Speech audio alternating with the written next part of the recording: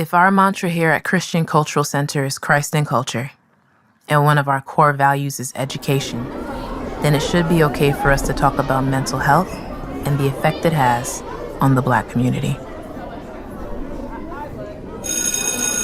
My name is Lamont O'Neill, and I work for the Department of Education. I'm Dean of Students and a teacher of Spanish. I've been teaching for about 28 years. I think the parents would be quite surprised to see what their kids are having to deal with on a daily basis.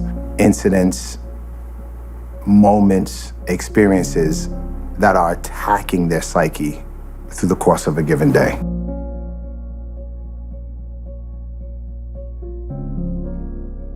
My particular school, I'm the only dean that's there, and I'm finding that my capacity is limited. One, because I'm but one person, and two, because I don't really have the training to psychologically assess those issues that are the root of why these behaviors are happening.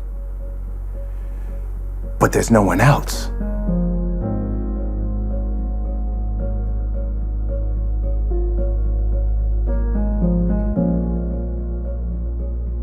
My understanding, again, not being a professional psychologist, is that these incidents are processed differently. Like the level of severity of whether a child is contemplating suicide is really determined by their plan, if they actually have a plan.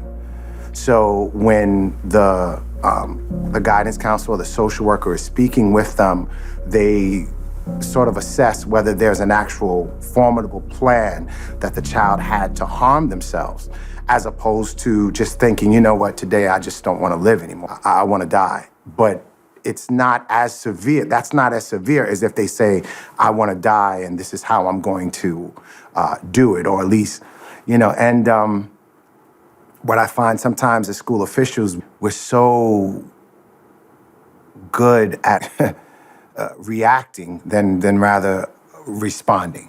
So we'll wait until there's this compelling incident that's screaming, this child is in crisis, as opposed to reading the signs, hearing the signs,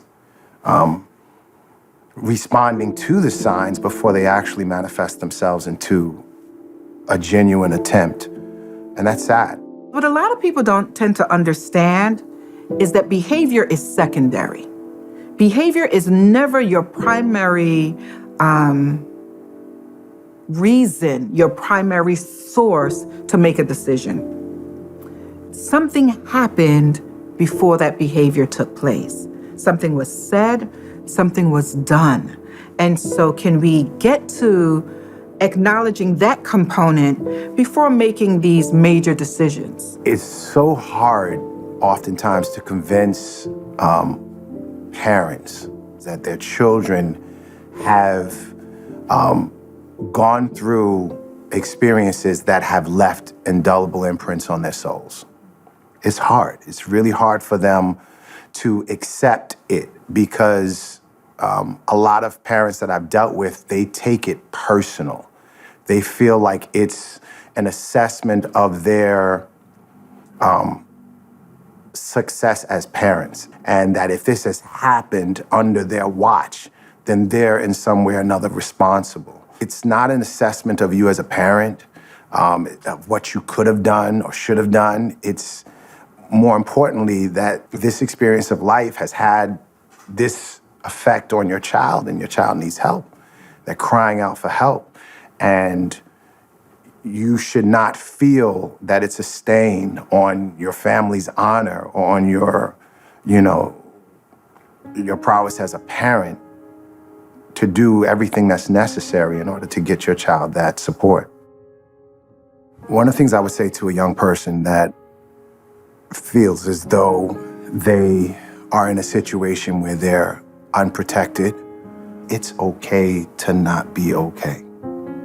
It doesn't mean that there is anything that is wrong with you. It doesn't mean that there is anything that you're lacking in terms of the you that you are. I'm one to believe that there's always going to be at least one. And you may have to search to find that one, but there'll be at least one that will be able to, or will understand where you are, who you are, and what you need. Keep searching for that one. And know that I'm praying for you to find that one. And to the pedagogues, I would say, I resolved that while I may not be enough, I am something. And I can,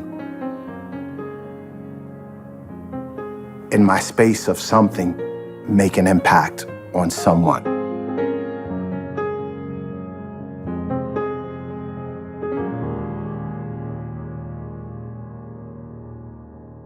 While we may not have the answers, it's far more beneficial to have the conversations, because maybe the answers are not the space and place where we'll find the resolution. It's in the process of having the conversations.